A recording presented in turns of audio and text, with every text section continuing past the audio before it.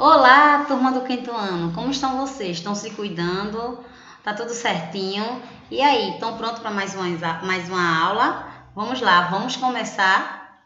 Olá, turma, voltando aqui às nossas aulas de história, né? Uma continuidade. Direta já! Então, o que dá essa direta já é após o fim da ditadura militar. Como vocês sabem, a ditadura militar foi feita por militares. Então, direta já se dá por pressão da população, exigindo os votos, né, que a população votasse, né, não mais por indiretos entre eles, não é? O presidente teria que ser escolhido, né, pela população, pelo povo, né? Durante anos, a sociedade brasileira pressionou o governo pelo fim da ditadura militar, exigindo o direito de escolher os governantes por meio de voto, né? Então vem aí a redemocratização. A negociação pela redemocratização foi demorada, não foi assim de imediato, né? Foi em 1982. A população pôde escolher seus candidatos para o governo estadual, mas não para presidente, né? Ainda continuou indireto a escolha para presidente. O povo passou a exigir o direito de escolher, por meio de voto, o presidente da República. E esse movimento, por isso que recebeu o nome de Direta Já. Mesmo com o apelo da população, a eleição para presidente com o voto direto não aconteceu, né? A escolha do presidente foi decidida entre os membros do Congresso, né? Então, as voltas da eleição do Brasil foi depois com a morte de Tancredo Neves, né? Que se deu a morte dele, aí foi quando começou a voltar a eleição no Brasil, onde o povo começou a ter direito de votar, depois de muita pressão, né? E essa Constituição Cidadã, ela foi promulgada em 1988, onde se consolidou a redemocratização do Brasil, democracia no caso, né? Ela determina, entre outros, os direitos. O que é que essa Constituição de Cidadã, ela nos permite? Ela nos permite que somos todos iguais perante a lei. Temos direitos políticos, civis e cidadãos e sociais, né? É isso. Aí, depois que o Brasil volta a ter a eleição, que foi em 1989, depois de 20 anos sem eleição diretas, como eu já disse, eleições diretas é o povo que vota, não é pelo Congresso, porque indireto, né, é o Congresso que vota entre si e escolhe seu presidente. Mas o povo começou com a pressão, exigindo que queria que a população votasse. Então não foi tão rápido assim, mas se teve a escolha. Primeiro começou com os governantes, né, o povo escolhendo, e depois o povo fez a pressão e aonde se deu o voto para a escolha do presidente, né?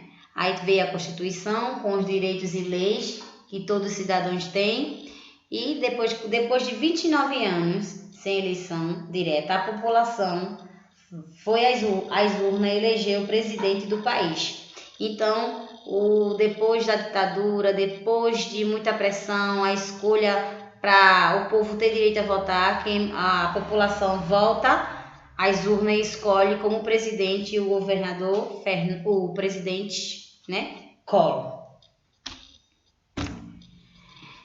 Eleições no Brasil.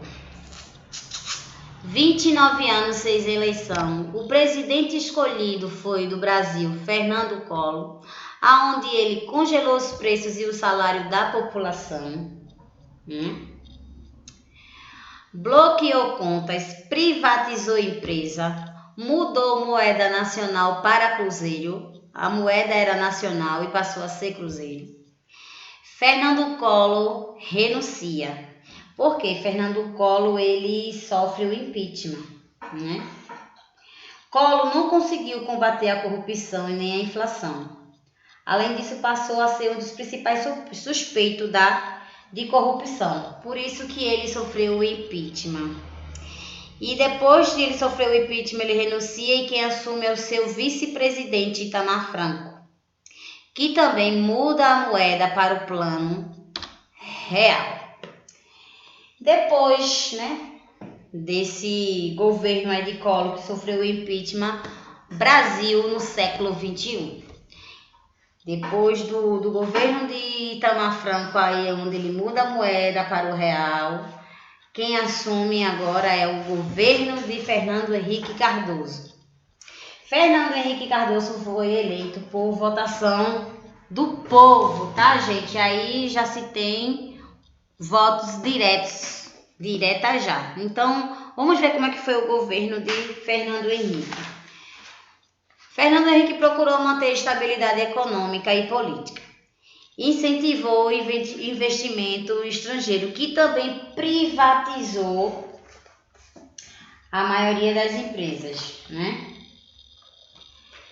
Em 1998, ele foi reeleito, permanecendo no governo até 2002. Esse aí já é o seu segundo mandato, marcado por muita dificuldade em controlar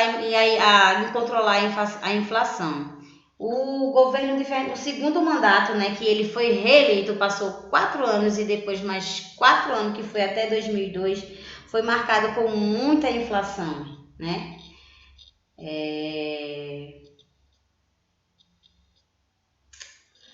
É isso. Causou crise energética, ele causou um monte de, como eu posso dizer aqui, decorrente de falta de planejamento, falta de investimento no setor, má distribuição. Então veio com o governo de Fernando Henrique, o segundo mandato dele veio com todas essas dificuldades. Depois que passou o governo de Fernando Henrique, vem a vez do governo agora de Lula. Lula manteve a economia de Fernando Henrique para controlar os gastos públicos. Lançou programas como Bolsa Família, e Fome Zero. Bolsa Família, gente, é para aqueles que tinham os filhos. Bolsa Família é para aqueles que tinham os filhos na escola, Não, Bolsa Família é para os que têm para quem receberia uma baixa renda, quem não tinha renda nenhuma. Já o Fome Zero é para quem mantinha os filhos na escola. Com a reeleição, enfrentou denúncias de corrupção. No seu mandato teve também denúncias de corrupção. Teve corrupção onde Lula foi cassado. Já no seu segundo mandato, Lula adotou medidas para diminuir a taxa de desemprego. Ampliou o programa já implantado. Em 2007, lançou o programa de aceleração de crescimento, aonde Dilma o ajudou a elaborar.